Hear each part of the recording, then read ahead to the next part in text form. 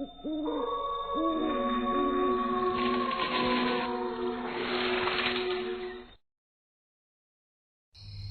बात है मौसी, आज तो बहुत खुश लग रही हो। कितने दिनों बाद आज तुमने नई साड़ी पहनी है। अरे खुश तो होगी ही ना, जब इतने साल बाद जतिन बेटा घर आ रहा है, और वो भी अकेला नहीं, बहू के साथ आ रहा है। बहू तो शादी के बाद पहली बार गांव आ रही है। 5 साल का था जब गांव के लोगों के साथ शहर भेज दिया था उसे। आज इतने साल बाद आ रहा है तो खुशी तो हो रही है, लेकिन डर भी लग रहा है। कहीं फिर से वैसा कुछ हुआ तो क्या होगा जीजी? अरे क्यों चिंता करती है, कुछ नहीं होगा। और वो सब बातें अब पुरानी हो चुकी है। 20 साल पहले ही तांत्रिक बाबा ने। इससे पहले कि गीता आगे कुछ और कहती, घर की डोर बेल बजती है, और डोर बेल बजते ही सुनीता की आंखों में खुशी की चमक दौड़ जाती है। वो जल्दी से उठकर घर का दरवाजा खोलती है तो सामने उसका बेटा जतिन और बहू पल्लवी खड़े हुए थे। उन्हें देखकर सुनीता के चेहरे पर मुस्कुराहट आ जाती है। नमस्ते माँ जी। नमस्ते बेटा, नमस्ते। सदा खुश रहो। अरे माँ, अब क्या हमें बाहर ही खड़ा रखोगी? अंदर नहीं बुलाओगी क्या? अरे नहीं नहीं बेटा, अंदर क्यों नहीं बुलाऊंगी। आओ अंदर आ जाओ। सुनीता दोनों को अंदर लेकर आई। जतिन की मौसेरी बहन नीलू ने उनके लिए चाय बनाई और सब एक साथ बैठकर चाय पीने लगे। तभी पल्लवी ने कहा, जतिन, तुम कह रहे थे ना कि गांव में तुम्हारे बहुत सारे खेत हैं, तो प्लीज मुझे खेत में लेकर चलना। मैंने पहले कभी खेत नहीं देखे। मेरा बहुत मन है गांव के खुले खुले खेतों में घूमने का। पल्लवी की बात सुनकर सुनीता अचानक घबरा गई और उसने उसे टोकते हुए कहा, अरे बेटा, गांव में घूमने के लिए इतनी अच्छी अच्छी जगह है, तो तुम्हें खेत में जाने की क्या जरूरत है? वैसे भी खेत में अभी रोपाई का काम चल रहा है, तो तुम रहने दो। लेकिन माँ, तुमने तो कहा था रोपाई का काम हो चुका है। हाँ माँ जी, प्लीज, मेरा खेतों को देखने का बहुत मन है। प्लीज जाने दीजिए ना। अरे बेटा, तुम भी कहाँ खेतों की बात लेकर बैठ गए। नीलू ने तुम्हारे लिए इतने अच्छे चाय पकौड़े बनाए हैं, वो खाओ ना। जतिन की मौसी ने बात को टाल दिया, लेकिन पल्लवी के मन में तो बस ये घूम रहा था कि वो जतिन के साथ जाकर उनके खेत देख कर आए। रात को खाना खाने के बाद सब सो गए। तब पल्लवी ने जतिन से कहा, यार, आज मुझे तुम्हारे घर वालों का बिहेवियर कुछ अजीब सा लगा। वैसे तो उन्होंने मुझसे बहुत प्यार से बात की, मुझे इतने अच्छे से खाना खिलाया, लेकिन जैसे ही मैंने खेत में जाने की बात की तो सबके एक्सप्रेशंस कुछ चेंज से हो गए। हाँ, ये बात तो मैंने भी नोटिस की। और तुम्हें पता है, आज मैं पूरे 20 साल बाद अपने गांव आया हूँ। वरना माँ ही मुझसे मिलने शहर आती थी। जब से उन्होंने मुझे शहर भेजा, तब से हमेशा गांव आने से रोका। जैसे कि गांव में कुछ ऐसा था जिससे वो मुझे दूर रखना चाहती थी। ये भी एक अलग ही मिस्ट्री है, लेकिन मेरा खेत में घूमने का बहुत मन कर रहा है। चलो ना, चलते हैं ना। अरे ये कोई टाइम है क्या खेत में जाने का? ये शहर नहीं, गांव है, और यहाँ रात के टाइम बिल्कुल भी चकाचौंध नहीं होती। अगर कोई चोर या लुटेरा रास्ते में मिल गया ना, तो हम दोनों का खेल खत्म कर देगा। सुबह हो जाने दो, फिर चलेंगे दोनों, लेकिन उसके लिए तुम्हें 4 बजे उठना पड़ेगा। डोंट वरी, मैं उठ जाऊंगी। पल्लवी ने सुबह 4 बजे का अलार्म लगाया। जैसे ही अलार्म बजा तो वो उठकर खेत जाने के लिए तैयार हो गई। उनका खेत घर से थोड़ी दूर पर था, तो वो दोनों वॉक करते हुए खेत तक पहुंच गए। देख लो, अब यहाँ से वहां तक खेत ही खेत है। यार, मुझे यहाँ की पिक्चर्स क्लिक करनी है। कितना खूबसूरत नजारा है। सनराइज होने वाला है और ऊपर से खेत की खूबसूरती। मैं सनराइज होते हुए यहाँ की पिक्चर्स क्लिक करूंगी और अपनी मैगजीन में छापूंगी। अच्छा बाबा, क्लिक कर लेना। वो देखो, वहाँ पर कितना सुंदर सूरजमुखी का खेत है। जब सूरज उगेगा तो सारे फूल खिल जाएंगे। तब तो मैं तब तक यहाँ से नहीं जाऊंगी जब तक इन सूरजमुखी के फूलों की अच्छी सी फोटो क्लिक ना कर लूं। लेकिन वहाँ पर वो रूम कैसा है? वो शायद किसानों के रहने के लिए बनाया होगा। कभी कभी खेतों में काम करते हुए लेट हो जाती है, तो किसान यही सो जाते हैं। वो दोनों बातें कर ही रहे थे कि तभी बारिश शुरू हो जाती है। अरे यार, अचानक ये बारिश कैसे आ गई?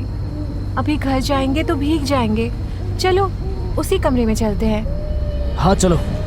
जतिन और पल्लवी खेत के बीच बने उस कमरे के पास पहुंचे, लेकिन उसके बाहर एक ताला लगा था और ताले पर बहुत सारे धागे बंधे हुए थे।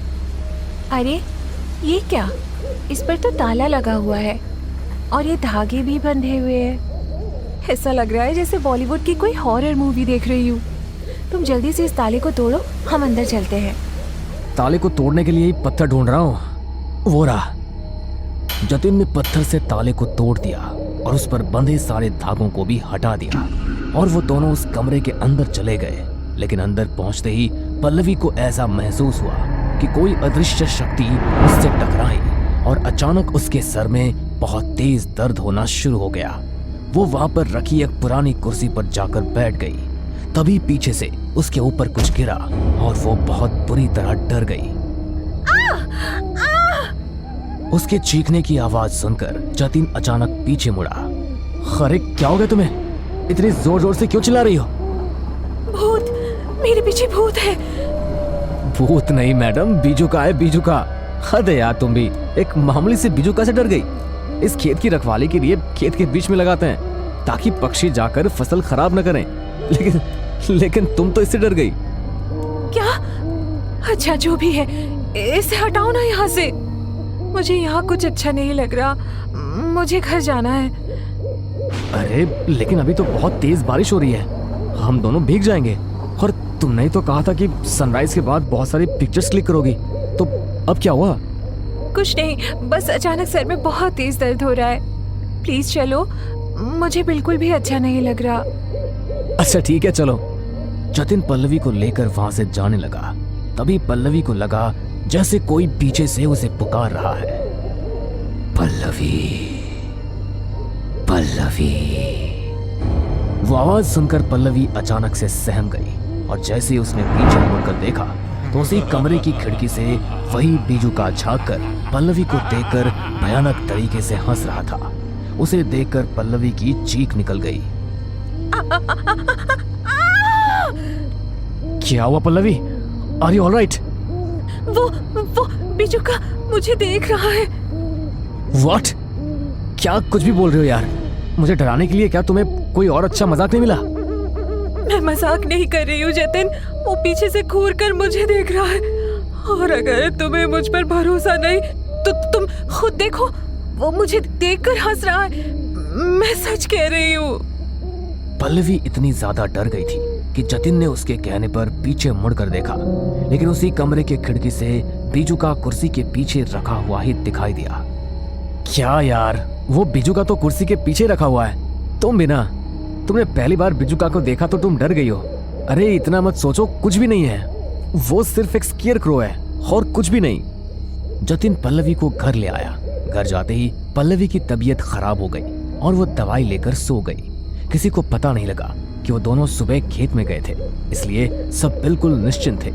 रात को पल्लवी उठी और खाना खाने के लिए डाइनिंग टेबल पर आकर बैठ गई, लेकिन उसने कुछ खाया नहीं। बस वो खाने को घूर कर देखती रही। क्या हुआ बहू, तू खाना क्यों नहीं खा रही? तेरी तबीयत ठीक नहीं है क्या बहू? पल्लवी ने अपनी सासू माँ की बात का कोई जवाब नहीं दिया और घूर कर उनकी तरफ देखने लगी। क्या हुआ बहू, तू मुझे क्यों देख रही है? पल्लवी ने सुनीता की बात का कोई जवाब नहीं दिया और सीधी उठकर अपने कमरे में चली गई। उसका ऐसा बर्ताव किसी को भी समझ नहीं आया। अरे बेटा, क्या हो गया बहू को? वो इस तरह चली क्यों गई? उसकी तबीयत ठीक नहीं है माँ, शायद अच्छा नहीं लग रहा होगा इसलिए चली गई। अच्छा, अगर भाभी की तबीयत ठीक नहीं है तो मैं उनके पास चली जाती हूँ। नहीं, रहने दो। जब उसकी तबीयत ठीक नहीं होती तो उसका मूड भी सही नहीं रहता। थोड़ी देर आराम करेगी तो ठीक हो जाएगी, तुम टेंशन मत लो। अच्छा ठीक है भैया, लेकिन किसी भी चीज की जरूरत हो तो आप बता देना। अरे बिल्कुल पगली, ज्यादा चिंता मत कर, उसे हल्का सा बुखार है बस, मैं दवाई लेकर सुला दूंगा। सुनीता को थोड़ी चिंता हुई, लेकिन जतिन की बात सुनकर वो थोड़ी निश्चिंत हो गई। खाना खाने के बाद जतिन ने कमरे में जाकर पल्लवी को दवाई दी और उसे सुलाकर खुद भी सो गया। लेकिन थोड़ी देर बाद उसके कानों में एक आवाज पड़ी।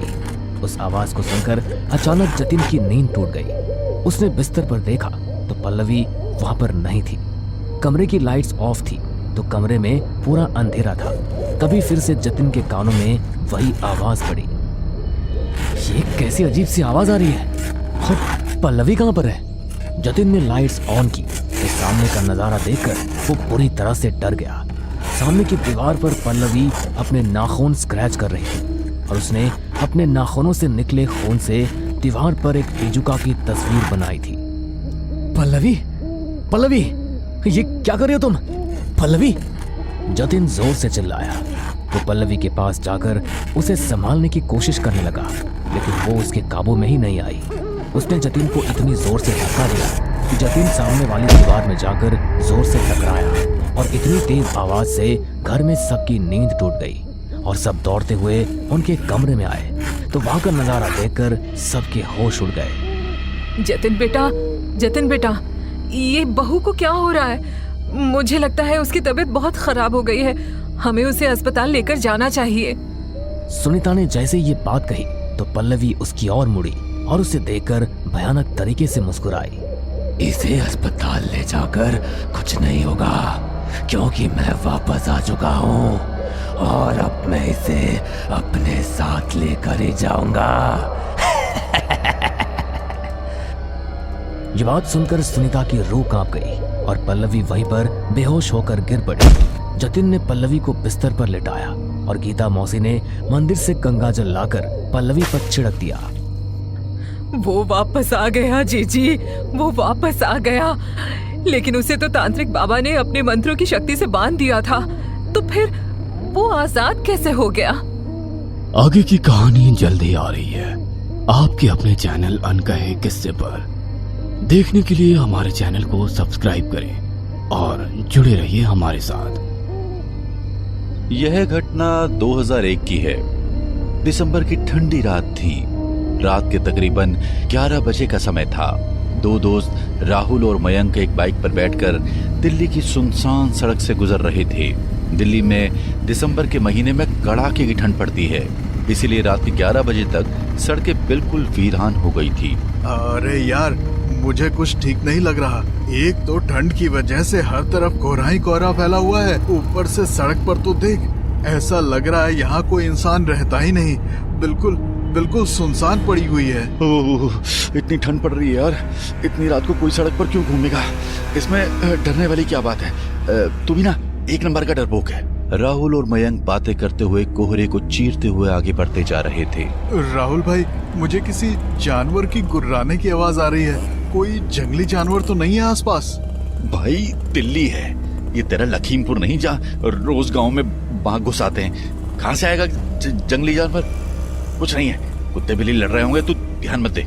राहुल मयंक की बात पर ध्यान दिए बगैर तेज रफ्तार से बाइक दौड़ाते हुए चल रहा था कि अचानक उसे अपने सामने एक 7 फीट ऊंची आकृति दिखाई दी, जिसे देखकर राहुल झटके से बाइक पर ब्रेक लगा देता है। अरे अरे, क्या हुआ भाई? बाइक क्यों रोक दी? सामने देख, ये क्या चीज है? इतना ऊंचा तो कोई जानवर भी नहीं होता। मैंने कहा था ना, मुझे कुछ ठीक नहीं लग रहा। मेरी सिक्स सेंस कब से मुझे बता रही थी कुछ तो गड़बड़ है। मेरी दादी हमेशा कहा करती हैं, अमावस की काली रात में शैतानी शक्तियां अपने होने का एहसास कराती है, इसलिए अकेले सुनसान रास्ते की ओर नहीं निकलना चाहिए। अभी चुप कर, ये डरावनी कहानी सुनाना बंद कर। अब ये बता कि अब क्या करें? बाइक यू टर्न मार और चल यहाँ से। ये जो कुछ भी है अभी भी जानवरों की तरह कुर्रा रहा है। राहुल गिरते पड़ते तेजी से बाइक मोड़ने लगता है। तभी उसे महसूस होता है कि वही परछाई एक ऊंची छलांग लगाकर सीधा उनके सामने आकर खड़ी हो गई है। वो दोनों बिल्कुल सकपका गए थे। तभी वह 7 फीट ऊंची आकृति राहुल पर हमला कर देती है। वो एक अर्धमानव था, जिसके चेहरे की आकृति लगभग एक बंदर के जैसी थी और बाकी का शरीर काला किंतु इंसान जैसा था। वह इंसानों की तरह 2 पैरों पर चल सकता था। उसके लंबे धारदार नाखून थे और शरीर पर लंबे लंबे बाल भी दिखाई दे रहे थे। राहुल के सीने पर बैठकर उसने अपने लंबे नाखूनों से नोचकर राहुल को गंभीर रूप से घायल कर दिया था। राहुल को घायल करने के बाद उस मंकी मैन ने एक और ऊंची छलांग लगाई और मयंक को दबोचकर एक के बाद एक जोरदार पंजे मारकर उसे भी घायल कर दिया।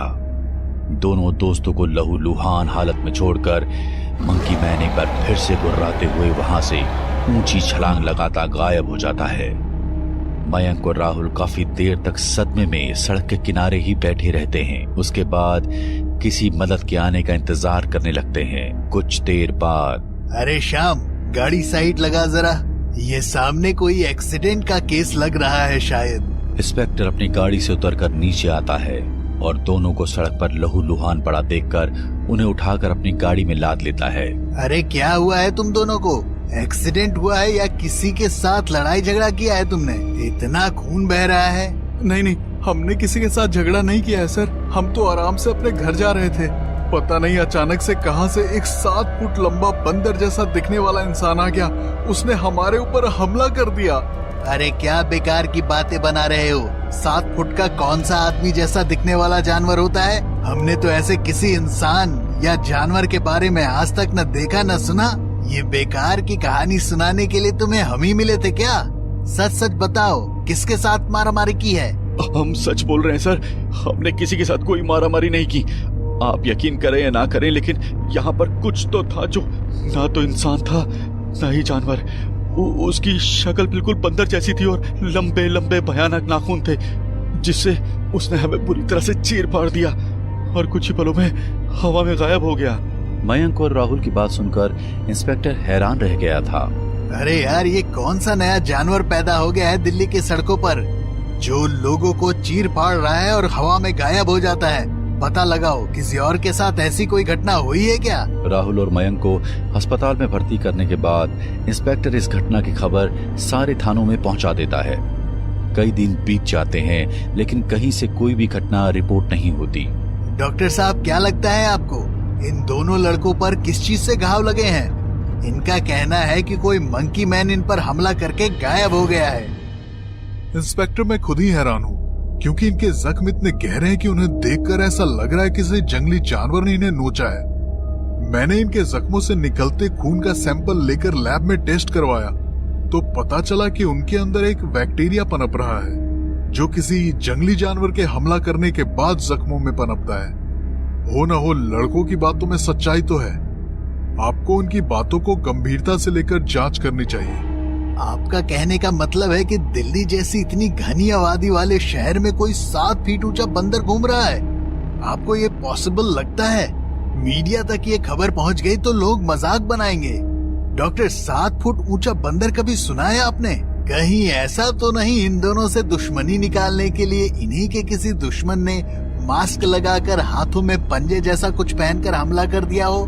मुझे तो नहीं लगता इंस्पेक्टर, लेकिन आप एक बार अपने सिरे से जांच जरूर कीजिएगा, कुछ भी हो सकता है। डॉक्टर का बयान सुनकर इंस्पेक्टर का दिमाग घूम रहा था।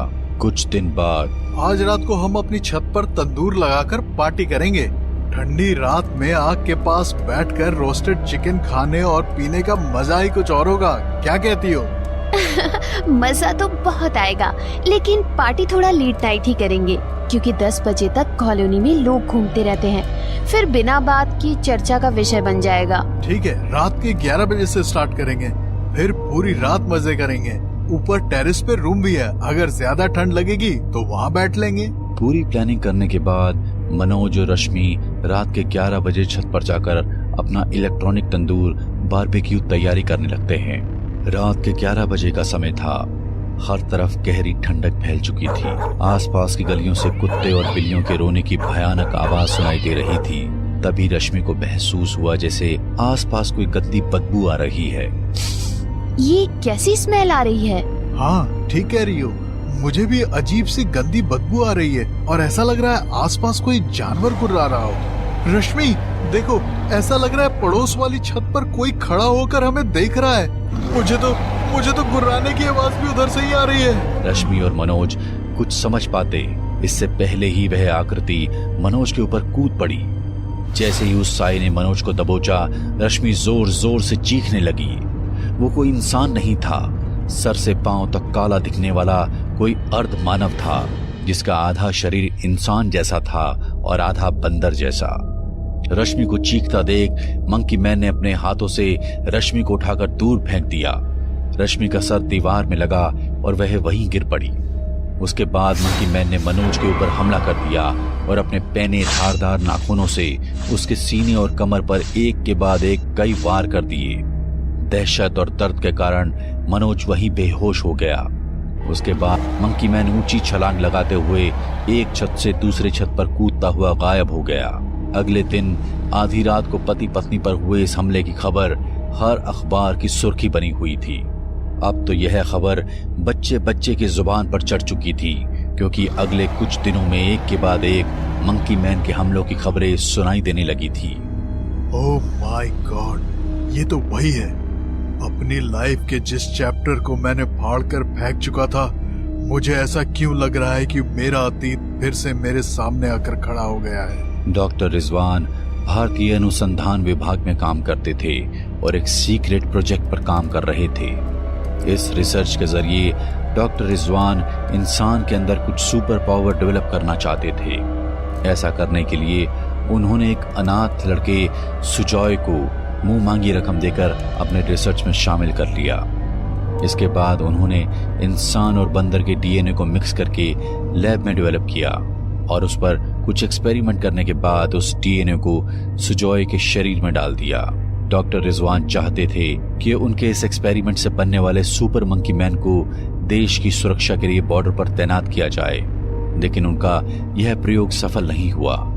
लगातार हार्मोन इंजेक्शन लेने के कारण सुजॉय का चेहरा एक खूंखार और भयानक बंदर की जैसा हो गया था और उसके अंदर आक्रामकता इतनी ज्यादा भर गई थी कि उसे कंट्रोल कर पाना डॉक्टर रिजवान के स्टाफ के लिए मुश्किल हो रहा था। डॉक्टर के अलावा अब वह किसी को भी नहीं पहचानता था और सिर्फ उन्हीं को देखकर शांत होता था। सुजॉय को अपने अतीत के बारे में कुछ भी याद नहीं था। रिजवान के फेल एक्सपेरिमेंट की जिम्मेदारी कोई भी सीनियर लेने को तैयार नहीं था।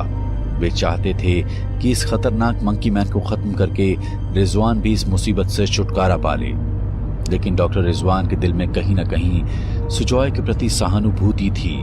इसलिए उन्होंने उसे मारने के बजाय एक सुनसान जंगल में ले जाकर छोड़ दिया। सुजॉय को जंगल में छोड़ने के बाद पिछले 6 महीने में वह डॉक्टर रिजवान को कभी भी कहीं भी दिखाई नहीं दिया था।